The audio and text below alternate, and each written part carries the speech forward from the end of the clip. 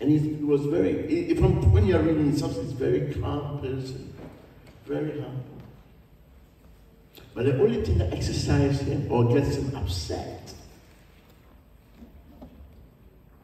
are his detractors, the Pharisees, Sadducees, and the scribes. Amen? That gets him upset.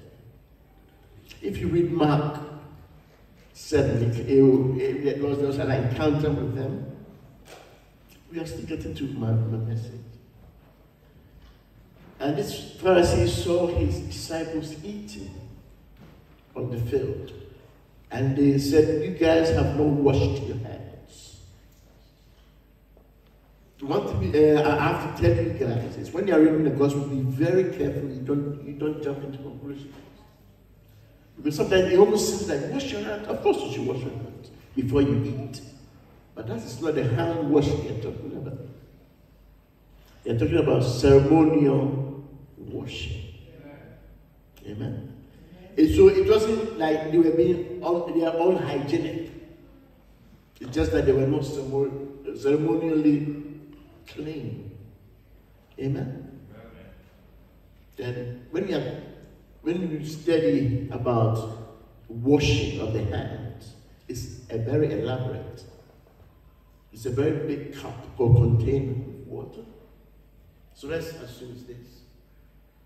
You take it, you transfer the cup from your right hand to your left, because as far as they are concerned, the right hand is more superior than the left. Amen? And then you pour the water 3 times, and as you're pouring, your hand is doing that. Amen? Then you transfer the container to the right, and you pour it 3 times. Sorry, 3 times, and you do that. And then when you're finished, you do that. Amen? And then you say a blessing or a prayer. Then you clean your hands. Then as far as they're concerned, you are clean. Amen? But if you read Mark 7, Jesus says, it's not what enters your mouth that makes you clean or unclean. It is what comes out of your heart. Amen? So all this business, if your heart is a mess, it means what? Nothing. Guard your heart with all diligence. Out of it comes what? The issues of life. NIV says, above all, guard your heart, for everything flows from it. Amen? When the Bible talks about the heart, it talks about, it means the center of your life. That's where everything stems from. And sometimes it's synonymous with either your mind, your soul, or your spirit. Amen? And when Jesus was talking to them, they were saying, oh, your servants should be washing your disciples should be washing your hands because they are not clean. Amen?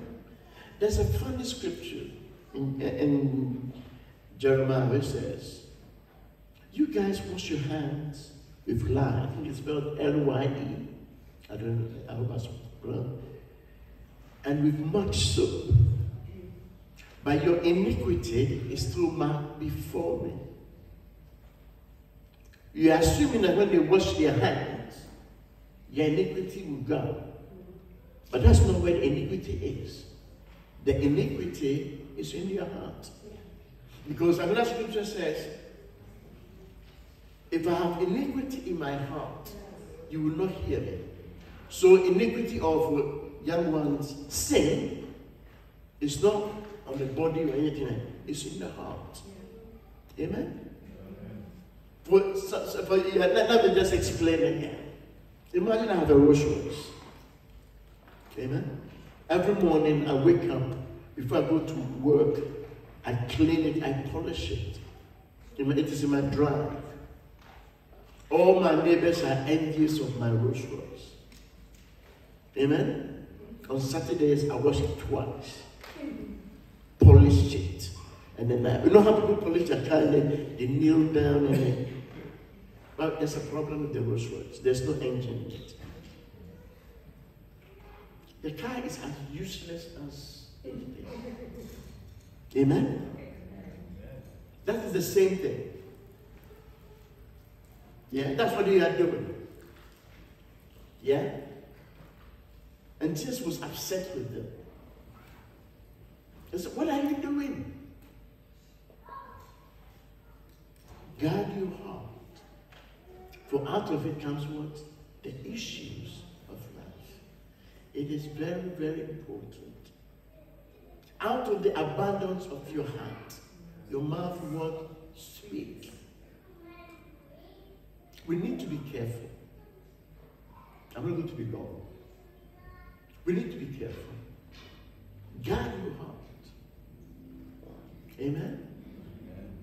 Young people, the thing that is in our hearts, if we are not careful, we take stuff in. And how do we pollute our heart? The stuff that we hear, the stuff that we see. The young men, some of the songs that we listen to. We are Christian. Son of the Most High God. Don't listen to that. Young women, the videos that they are showing on the telly, these music videos, that is not you. You are royalty. Amen. Amen. Yeah.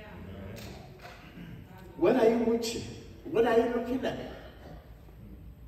And if somebody comes in to talk to you and his trousers is not properly up, show you where you should go. We are not just anybody. Amen? We are the children of the Most High. Hallelujah. It is important. Guard your heart. For out of it comes what? The issues of life. It's just standards. Amen? Anything will not do. We have to learn that. Amen? Protect yourself. Protect your heart. Amen? David was one example. It says, I will not put something wicked, evil in front of my eyes. Yeah? I walk within my own house with a perfect heart. Amen?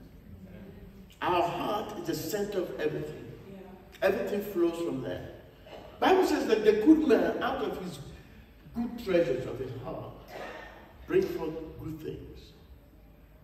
You can't be hearing all kinds of stuff and expect yourself to be saying something right.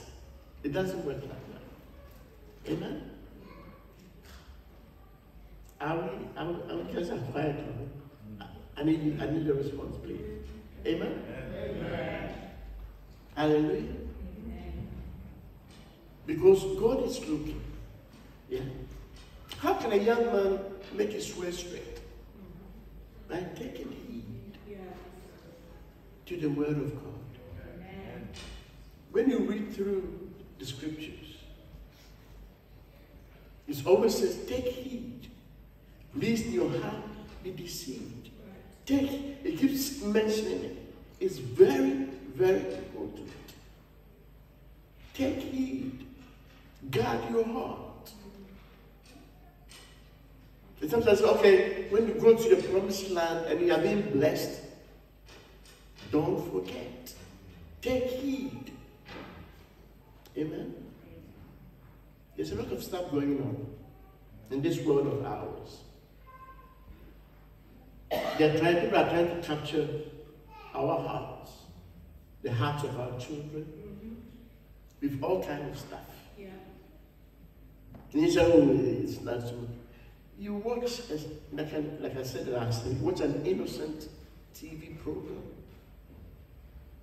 Then all of a sudden, you realize, oh, why is this theme here? It's not necessary. Yeah. It is not necessary. It doesn't help the story. Yeah. But they know what they are doing. Yeah. Because the moment you see it, yeah, you be desensitized. You accept it. Amen? And then, yeah. What does Romans 12:2 say? We should not conform to this world. Yeah. But we should be what? Transformed by the renewing of our minds. Amen? Put on the Lord Jesus Christ. And make no provision for the flesh. Right. Absolutely. Like Apostle keeps saying, the law of easement or acquiesce. When somebody starts crossing your land and you don't say anything, yeah? Even the Olympics. What are they trying to do? What are they trying to do? With the Lord's Supper, what are they trying to do? They expect us to just accept it. Of course not. Then again, somebody are looking at me funny. In the Olympics, I didn't say it, but my wonderful daughter told me about it. I think it was actually on the news. That Michelangelo's Lord's Supper, they used drag queens to depict the disciples. Why? And people started making a lot of fuss. Now they apologize. Because if you don't say anything, next time it will be something else. Guard your heart. Protect your heart with all diligence. Because out of it comes what? The issues of life. Amen? For us, that's why as a soldier, they cut up all the civilian stuff. So you wake up 9:30. Oh, that's not correct. That's when I was in boarding school. We woke up 5:30. And I was 11 years old. You woke up 5:30. You have 30 minutes for yourself. But normally we do quiet time. Quiet time is, you guys, it's a good thing to do. Quiet time is when you have maybe 5 minutes or 10 minutes prayer, 5 minutes or 10 minutes reading of your Bible, and maybe another 10 minutes meditating on the Word. 6 o'clock, you are up, you have your chores. Either it could be a patch of a plot that you will tend or something. 7 o'clock, we go to breakfast. 8 o'clock is lessons. It was regimented because they want your mind to be focused on academic stuff. They don't, and we all wear the same uniform. So it's not like, oh, I have to wear my trainers or whatever. It is the same stuff. Amen? Amen. Guard your heart because out of it flows the issues of life. Amen? And the psalmist, David was very, very conscious. Search my heart, search me, O Lord, and know my heart. Try me and know my thoughts. Because if we have iniquity in our hearts, the Lord will not hear us. You remember when Pastor Agatha was here? She was quoting some scriptures. Isaiah 1. And what he said was, you guys come to me with much prayer, but I'm not hearing you. because your hands is full of blood. Wash yourself. Make yourself clean. Refrain from evil. Amen? We are the children of God. A holy nation. A peculiar people. We are not like anybody else. At your workplace, you are not like anybody else. Amen? I don't care whether... I remember one day I went to a job and they said, okay, you're going to be here for a week. I think I wasn't quoted. 1 week is long enough. I stayed in the job for 3 years. Amen? There was another one where they said, okay, you guys are going to be laid off. People were worried.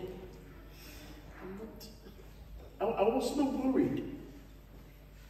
Because our God is.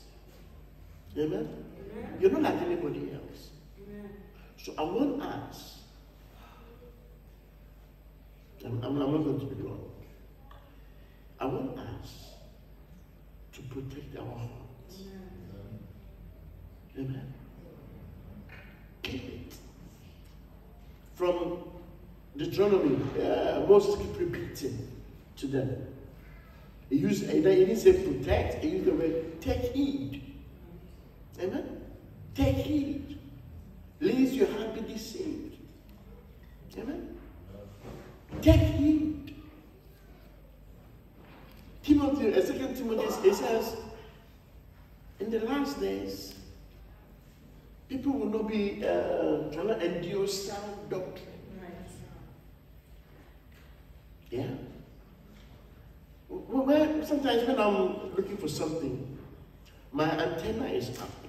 Whether it's on YouTube or whatever, my antenna is up.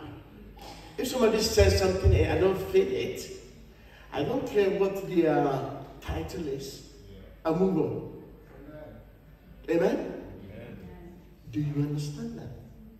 If I say something and it's not in the scriptures, don't take it. Amen? The word of God is our standard. Like he says, forever, O Lord, thy word is settled. So if it's settled, nobody can come in and say, well, I don't believe in this. No. If it's not in the Bible, I don't care who you are. Amen? And every time my antenna is up. Yeah? I'm checking. Yeah? You have this the Spirit of God in you. He will teach you all things. Amen? So, I'm going to wrap up. I think, guard your heart. Protect it. Amen?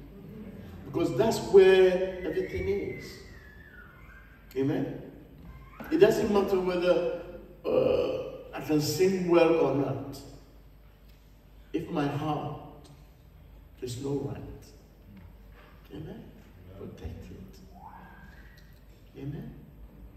Lord, cleanse us.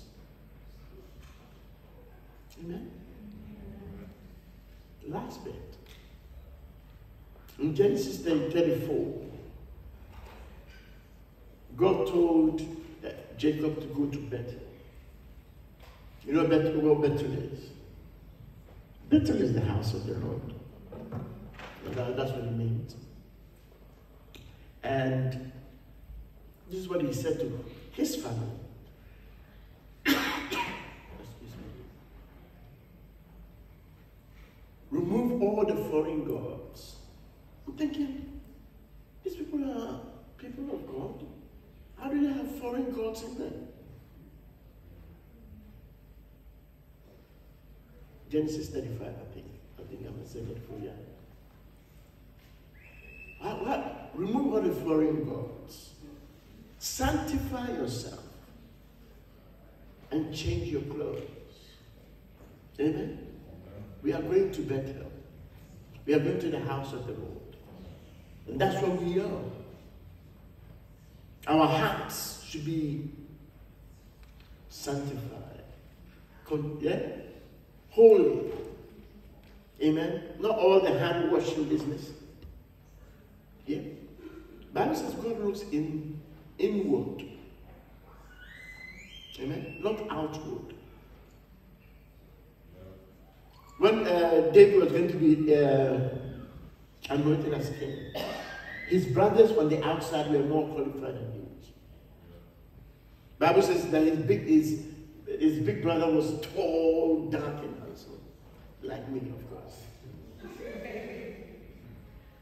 Yeah? But now, God does not look on the outside. He looks what? Inward. You know? So, as your assignment, I want you guys to go home, read Mark 7, the whole of it. Amen? And just study it. And you'll be blessed. Amen? God has a wonderful plan for us. But we should be in a place where He will give it, we'll be able to receive it. Amen? Hallelujah.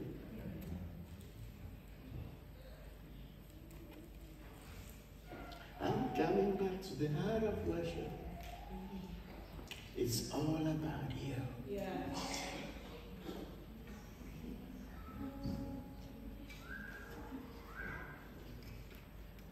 I'm coming back to the heart of worship, and it's all about you. It's all about you, Jesus. I'm sorry, Lord, for the thing I made it. When it's all about you, it's all about you, Jesus. I'm coming to the heart of worship, and it's all about you. It's all about you, Jesus. I'm sorry, Lord, for the thing I made it. When it's all about you, it's all about you, Jesus. Father, we thank you. Thank you for your word this afternoon.